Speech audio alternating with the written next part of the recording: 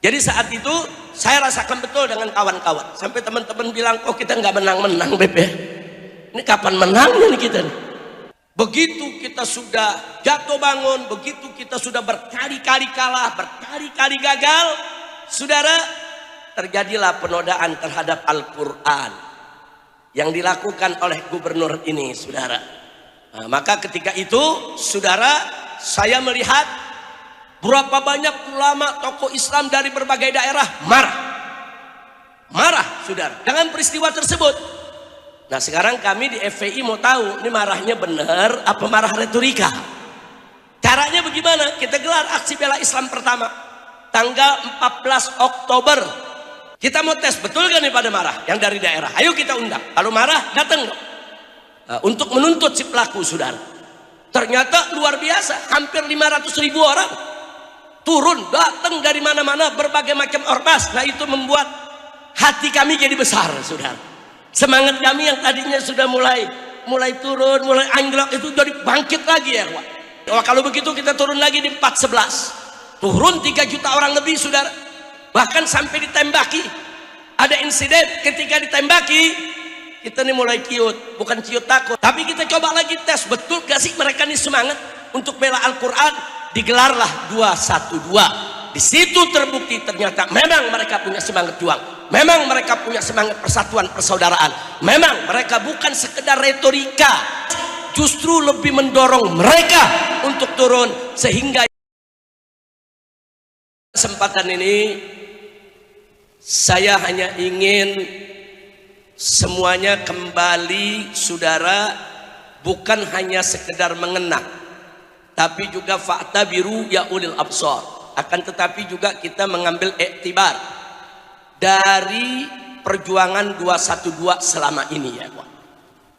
Perjuangan 212 bukan perjuangan biasa, perjuangan yang sangat luar biasa.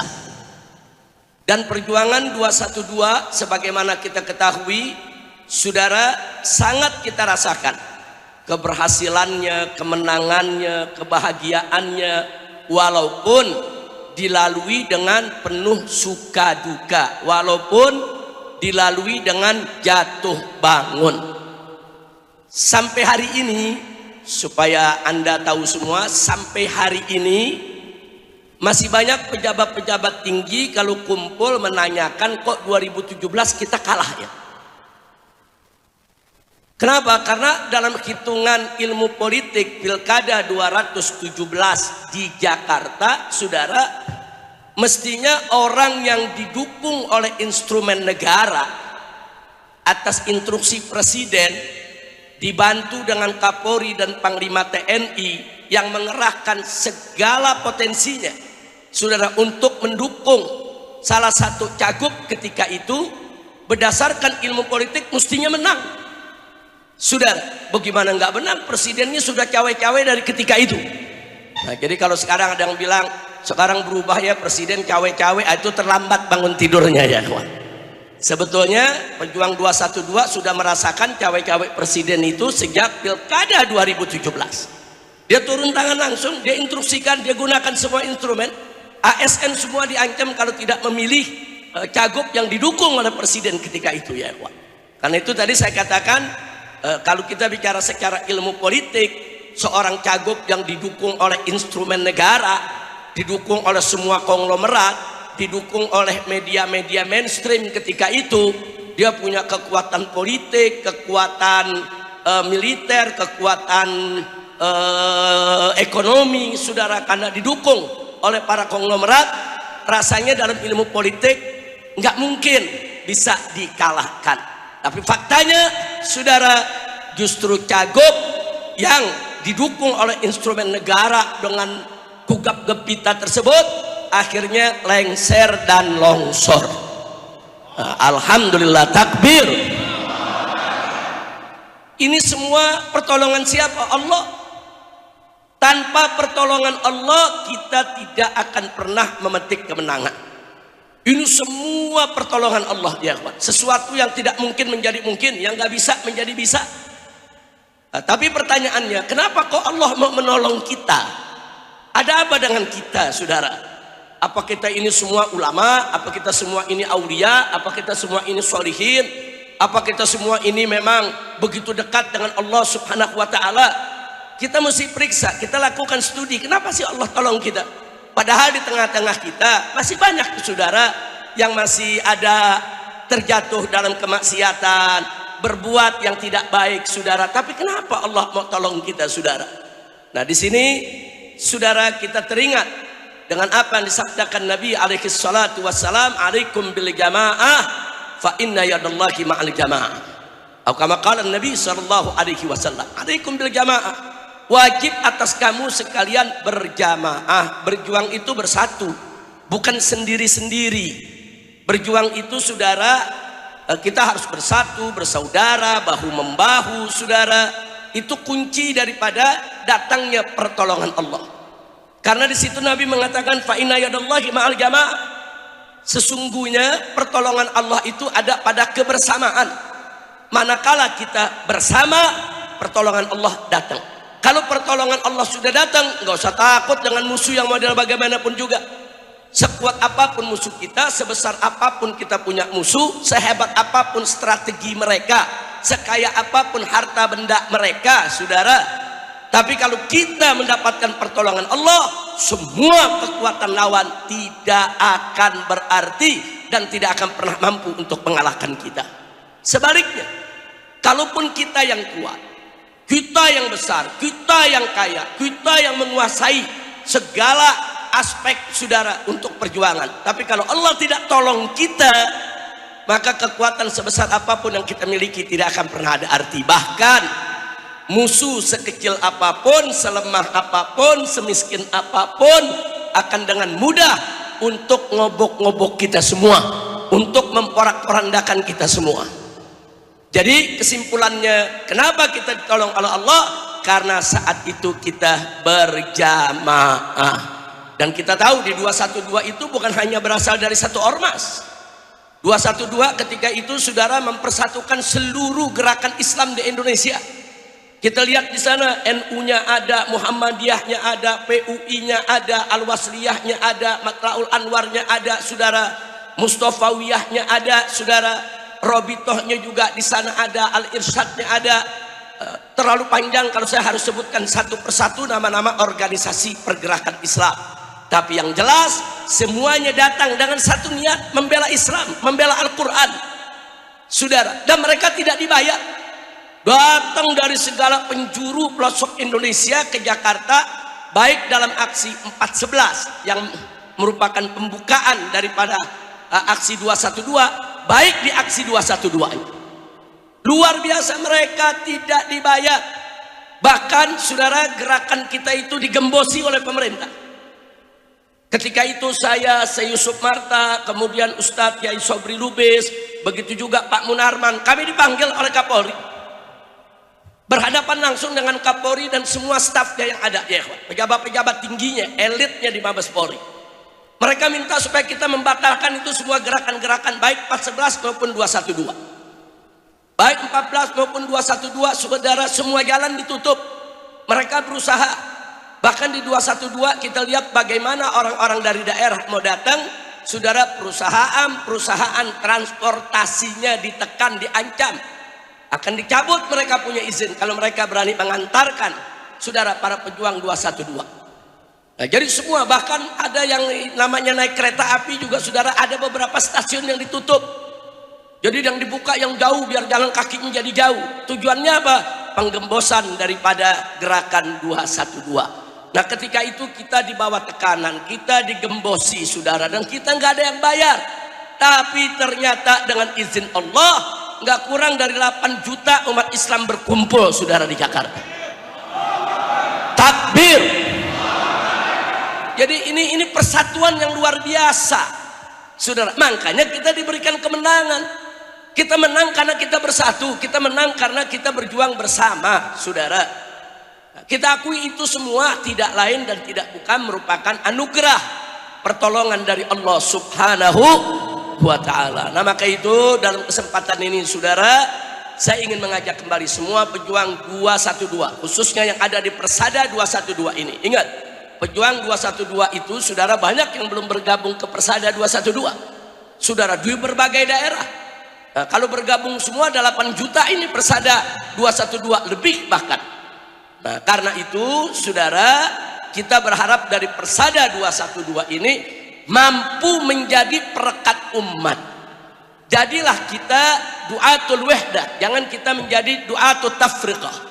Jadilah kita dai-dai yang mengajak kepada persatuan. Jangan kita ini menjadi dai-dai yang memecah belah umat. Jadi Persada 212 dimanapun Anda berada harus mampu menjadi perekat antar ormas Islam, antar pondok pesantren, antar majelis taklim, antar tokoh-tokoh Islam di daerahnya masing-masing. Karena sekali lagi, apapun yang kita perjuangkan di kemudian hari ke depan ini, saudara, kita nggak bakal menang kalau kita nggak bersatu. Tapi kalau kita bersatu, saya yakin insya Allah bersatu dalam membela agama Allah, Allah nggak bakal biarkan kita kalah, ya ikhwan.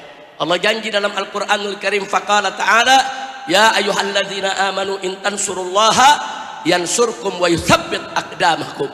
Saudara, jelas Allah punya janji, hei orang-orang yang beriman, jika kamu sekalian sungguh-sungguh memenangkan Allah, membela agamanya, menerapkan syariatnya, memperjuangkan hukumnya, maka Allah nyatakan yansurkum, niscaya Allah pasti akan memenangkan kamu, wa yutsabbit aqdamakum, dan Allah akan teguhkan, kokohkan langkah perjuanganmu. Subhanallah.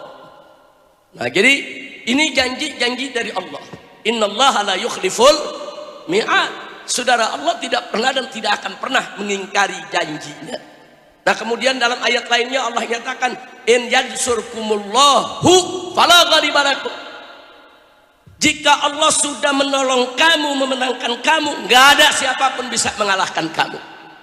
Nah, ayat-ayat seperti ini saudara harus menjadi pegangan kita sebagai motivasi buat kita, support untuk diri kita, bahwa kita bisa menang berjuang di Republik ini insya Allah. Nah, kemudian sebagai tambahan, saya ingin juga menyampaikan, sering orang di luar sana mengatakan, ini partai Islam nggak pernah menang. Dari tahun 55 sampai sekarang perjuangan partai Islam mandek terus, dan seterusnya dan seterusnya. Nah, di sini yang ingin saya jawab adalah, ya, partai Islam, saudara, memang sering kalah, sering gak berdaya, tapi bukan berarti politik Islam kalah. Politik Islam di kita punya negeri, saudara, wah, sudah terlalu sering dimenangkan oleh Allah. Contohnya apa? Ya contohnya 212, saudara. Itu politik Islam, walaupun itu bukan gerakan partai, saudara. Politik Islam bagaimana kita membela Al-Quran yang dinodai oleh seorang kafir, saudara. Nggak sampai di situ. Politik Islam bagaimana kita memenangkan pemimpin muslim yang baik untuk bisa memimpin di Jakarta. Itu politik, saudara. Jadi politik itu nggak mesti kita masuk partai politik, saudara. Nggak mesti masuk partai politik. Di luar partai politik pun kita bisa memainkan politik Islam. Dan alhamdulillah selama ini politik Islam gerakannya banyak menang. Siapa kalah? Bilang kalah. Contoh, saudara, aliran Ahmadiyah meresahkan umat. Umat Islam bersatu, turun ke jalan, protes. Akhirnya aliran Ahmadiyah dilarang. Itu kemenangan politik Islam. Pornografi merajalela di mana-mana. Semua ormas ketika itu, saudara, dikomandoi oleh MUI, saudara, Majelis Ulama Indonesia. Kita turun ke jalan sampai akhirnya apa? Lahirlah undang-undang anti pornografi dan porno aksi. Itu kemenangan politik Islam. Atau ketika saya di Mekah, saudara, saya memperhatikan apa yang terjadi di Indonesia. Di antaranya ada yang ingin merubah Pancasila menjadi Ekasila, menjadi Trisila, bahkan udah sempat disusupkan ke dalam rancangan undang-undangnya, saudara. Umat Islam kembali turun bersatu, saudara. Akhirnya nggak jadi, dibatalkan. Itu kemenangan politik Islam.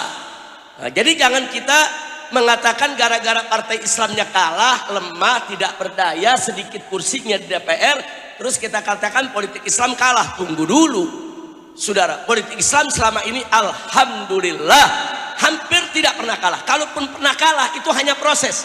Di kemudian hari Allah berikan kemenangan. Nah, termasuk di zaman PKI. Coba kita lihat bagaimana kuatnya PKI dulu, saudara. PKI dulu kuat. menguasai kabinet, dekat dengan presiden, saudara. Dia bisa mempengaruhi keputusan presiden, sampai beberapa ormas Islam dibubarkan sama presiden. Itu kan pengaruh PKI. Sampai Masyumi juga dibubarkan oleh presiden. Bagaimana kuatnya PKI ketika itu dari tahun 55 sampai 65, saudara. Tapi begitu terjadi pengkhianatan yang mereka lakukan, umat Islam mendapatkan pintu untuk mengalahkan mereka. Mereka kalah begitu kita bersatu. Bubar ya ikhwan. Nah, jadi sekali lagi di sini kita perlu tanya, kenapa politik Islam kok selama ini menang terus, saudara? Bahkan hampir semua politik Islam menang di negeri ini. Kuncinya karena kita bersatu, karena kita bersaudara. Coba kalau yang berjuang cuma FPI doang umpamanya, atau Persada 212 doang, saudara, jarang berhasil. Saya buktikan, saudara, saya buktikan sekarang bagaimana FPI berulang kali gagal. Di tahun 2012, ketika seorang non-muslim mau dibawa ke Jakarta untuk jadi wakil gubernur, ketika itu FPI sudah nolak. Waktu itu namanya masih Front Pembela Islam. Ketua umumnya waktu itu Kiai Sobri dan sekjennya Haji Munarman. Kita tolak. Kita datangi setiap partai, kita minta bantuannya supaya orang ini jangan dibawa ke Jakarta. Karena kita pelajari, saudara, jejaknya ketika menjadi bupati di salah satu kabupaten. Arogannya, saudara, diduga korupsinya, saudara. Udah bukan Islam, arogan lagi. Ditambah terlibat dugaan korupsi. Kita tolak. Tapi Allah nggak kasih berhasil. Kita datang, saudara, ke majelis-majelis, kita datang ke kiai-kiai, kita datang ke habib-habib. Tolonglah ini jangan diberi dukungan. Cuman jawaban mereka, ya itu kan cuma nomor 2, cuman cawagup aja. Cagupnya kan saudara kita, orang Islam. Nah, akhirnya apa? Upaya FPI ketika itu untuk menjegal, gagal. Saudara, akhirnya yang bersangkutan berhasil menjadi wakil gubernur di Jakarta. Kemudian begitu menjadi wakil gubernur di Jakarta, saudara, ada beberapa hal kontroversial yang dia lakukan. FPI protes ke sana kemari, nggak pernah diperhatikan, gagal lagi. Bahkan nggak sampai di situ, saudara. Dugaan FPI ternyata akhirnya jadi kenyataan. Kita menduga kalau orang ini ditarik menjadi wakil gubernur, siapa yang jamin gubernurnya tidak berhenti di tengah jalan?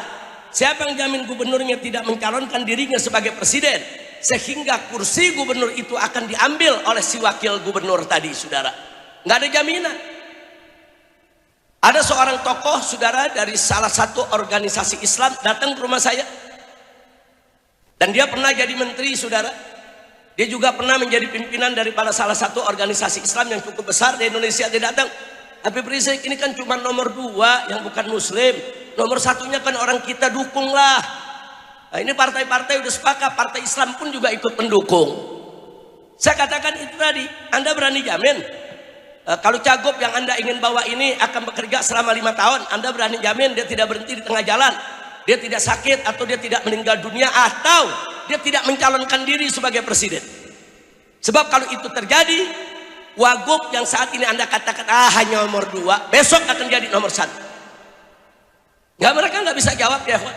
Akhirnya FPI seperti ketika itu seperti berjalan sendirian, berjuang, demo sana, demo sini, ditangkepi laskar-laskar